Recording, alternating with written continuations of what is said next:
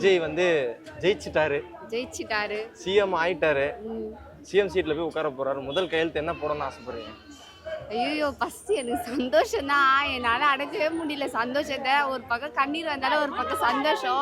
சத்தியமா நம்பவே முடியல. நான் உண்மையாவே நினைச்சேன், ஐயோ ஏதாவது பண்ணி அவரை தோக்கடிச்சிருவாங்க, அவர் எதிர்கட்சியாதான் வருவாரு அப்படின்னு தான் நாங்கள் நினைச்சேன். காலையில வரைக்கும் ஒரு 9 மணிலேருந்து எதுவுமே அவருக்கு ஜீரோல தான் இருந்தாரு.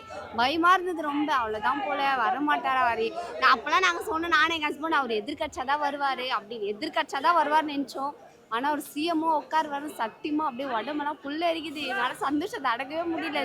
பாருங்க பார்த்துனே இருக்கிறேன் செல்லுல. ஆமா மாமா வீட்டுக்கு போகலாம், போய் நியூஸை பார்க்கணும். இப்போ தேவையில்லாத நான் டி நகர் அந்த மாதிரி ஆயிடுச்சு. அவ்வளோ ஒரு சந்தோஷம். ஒரு பெண்களுக்கு ஒரு பாதுகாப்பாக இருந்தால் போதும். இப்போ முக்கியமாகவே அதுதான்.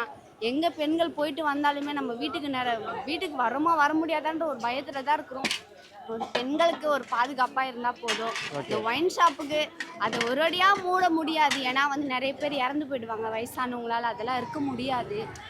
அதுலேயும் கொஞ்சம் ஒரு கண்ட்ரோலாக அதுக்கு இந்த 2 பாயிண்ட் தான். ஒன்று ஒயின் ஷாப் மூடணும், அப்படி இல்லை பெண்களுக்கு பாதுகாப்பு. இதுதான். அவர் பஸ்ஸு ஃப்ரீயாக விடுறாரோ, அவர் பஸ்ஸில் நாங்கள் காசு கொடுத்து போகிறோம், அதெல்லாம் வேணாம். பெண்களுக்கு ஒரு பாதுகாப்பாக இருக்கணும் எல்லா இடத்துலையுமே. ஒரு தனியாக ஒரு பெண்கள் இருந்தாலும் அங்கே ஒரு இடத்துல ஒரு பாதுகாப்பு இருக்கணும். ஏதாவது ஒரு போலீஸ் மூலியமாகவும் அவங்க அரசியல்வாதிகள் மூலியமாகவும் ஏதாவது ஒரு பாதுகாப்பு இருக்கணும். அதுதான் எங்களோட ஆசை. காலையில் எந்திரிச்சு நம்ப முடியுதா ஜெயிச்சிட்டாரு அப்படின்னு நம்ப முடியுதா? இப்போ சத்தியமா நான் நம்பல. நான் வந்து அவர் எதிர்கட்சியா இருப்பாரு, அவர் கேள்வி கேட்பாரு, பரவாயில்ல அவர் எதிர்கட்சியா இருந்து கேள்வி கேட்பாருன்னு நினைச்சோம்.